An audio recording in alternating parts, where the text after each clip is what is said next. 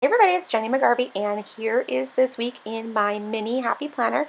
This is the watercolor cover undated version that I purchased at Hobby Lobby. And I'm going to be perfectly honest with you at the very beginning of this video, I don't like how this week turned out. There are elements of it that I really do love, but what I will say about it is that it taught me a lot. I learned a little bit about how I should definitely stick to my design principles and I should not force things. There were certain elements that I really forced because I wanted to make sure that I tried a lot of stamping this week, and it just didn't work out because I was so focused on stamping and not thinking about the design. But I will point out to you a little bit of how some of these things did not fit together well. You can see the stamps that I'm going to think about trying initially that I want to use for some of the activities and the events. And I'm just going through those real quick to show with you. They are all from Sweet Stamp Shop, Scraptastic Club, or there's one set also from Studio L2E. Now I'm going to use my roller date stamp to stamp along the edge of the page. I do like that there. It turns out really cute and it's a fun way to include the date, yet to also not have it cluttering up the area that's intended for writing. Now I'm going to try to stick with a light pink and light green color scheme for this week. When I was deciding, it seemed really fun. It seemed like a good spin off of Christmas. Yeah, no, that totally didn't turn out. It really has a much more spring effect than I would have wanted. And again, not something that I love. But the good news is now I know that and I can go forward and not use light pink and light green again for the week after Christmas, right? Okay, so I combined two stickers together to have them sort of work together, and that part turned out okay. It was fine. Right here on Tuesday is where I make my first major mistake. Not just in the stamping, as you see there, where I restamp and don't hit it very successfully, but both of those circles. I should not have used both of them. I should have stuck with the one on the left, maybe covered part of the circle with a rectangle sticker, written my other event there, and called it a day. But the good thing here is that I've learned from that mistake and I will not replicate it. One circle would have been perfectly enough. Note to self. I've pulled out a couple of chalk ink sets from Prima. I didn't have these light colors in my regular set of planner inks, so I reached for these instead, and the pink one turns out fantastic. And I knew the green one was kind of a shot in the dark because it's a really super light green color, and I didn't know if it would show up well enough on the page, and it doesn't. So go with your gut, but what you will see here is that I do use that light green stamp to, or ink pad, I'm sorry, to ink up my stamp, and it's way too light. But what I am able to do is I'm able to cover it with a sticker. So there's nothing lost there, and it didn't really cause any problems, aside from the fact that I shouldn't have done this in the very first place. I should be writing on a rectangular sticker that is slightly overlapping the stamping that I did on the left side. But again, it's okay. We're going to remember my own advice, which is that this is only 1 week. Next week, I won't even refer back to this one. And I've learned a few key things, which is that A, my visual triangle really does work. It really does make the overall design more pleasing. That I need to be a little bit more mindful in my design, and that I need to not force things. Like I said already, I was so consumed with wanting to make sure that I did a lot of stamping that I was not focused on some of the other things that I'm normally thinking a little bit more about.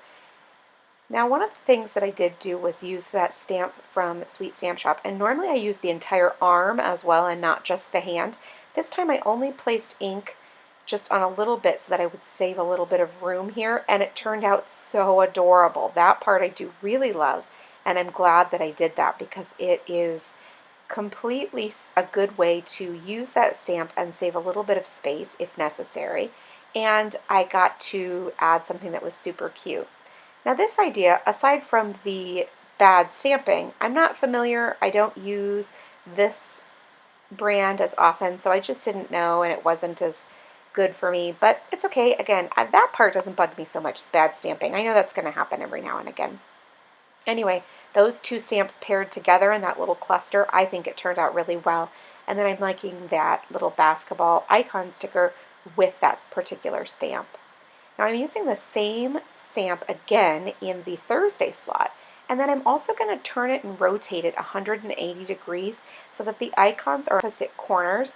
Now I think it looks really super cute like that, and it allows those two bottom edges of the bottom edge of the top and the top edge of the bottom to come flush together and still use the super cute little icons. So right there on the top I'm using a Sweet Stamp Shop basketball, and then on the bottom I'm going to use an adorable teeny tiny little tooth from Scraptastic Club. And I'll just ink them both up with the same Prima chalk ink and go about my way writing down the activities that I have for the Thursday. Now again, this is an old technique that I've used a ton in the past, the making the two different boxes flush together right there in the middle. And I'm glad that I included that because it helps add a little bit to that side of the page, even though I was not in love with it. And there were a couple of different things that really make me cringe.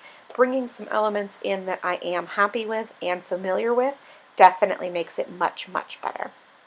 Now here on Sunday, I decided to take that same circle stamp, see, more of a not so good thing, and I'm going to stamp on the inside 2017, and then add an adorable little icon in the opening to notate the celebration of it all, to notate that, you know, it's the new year and we're celebrating, and that's so awesome. What I'm also going to do in addition to that is add some stickers for Friday and Saturday in a cluster pattern using these hexagons from Scraptastic Club. Now the problem here is that, again, I'm working with a light pink and a light green color scheme, so I need to find hexagons that go with that color scheme, which is ordinarily not too bad of a problem, except for they're not colors that are supplies that I normally have so widely because they're not colors I'm necessarily drawn to. So there's kind of, you know, an issue there, and that's okay. And then now I'm going to go back into some more recent kits and look through the hexagon stickers that came with those and see if I can pluck a light pink or a light green or two out of those. Luckily for me, I'm able to do that and finish out that cluster so it has sort of that staggered and slightly more random feel, because if I left it how it is right now, which is okay, it'd be fine. I mean, especially since the rest of the week I don't love, or I could try a different couple of things to combine them all together and make it one big sort of random cluster. But quite frankly, with the left side of the page not being something that I'm really particularly happy with, I'm better off making this side work. So while I'm searching through my stickers, I'm just trying to find light pink and light green hexagons from current kits that I have from Scraptastic Club so that they'll all work together.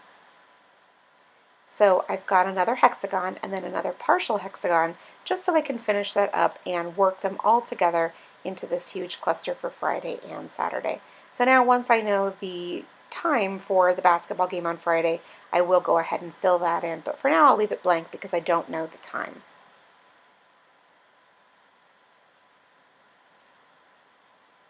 Now, as I said before, I want to do some stamping still in that circle for Sunday. I'm going to add just 2017 and also something celebratory in the opening, either fireworks, which was my initial thought, or some champagne or something like that.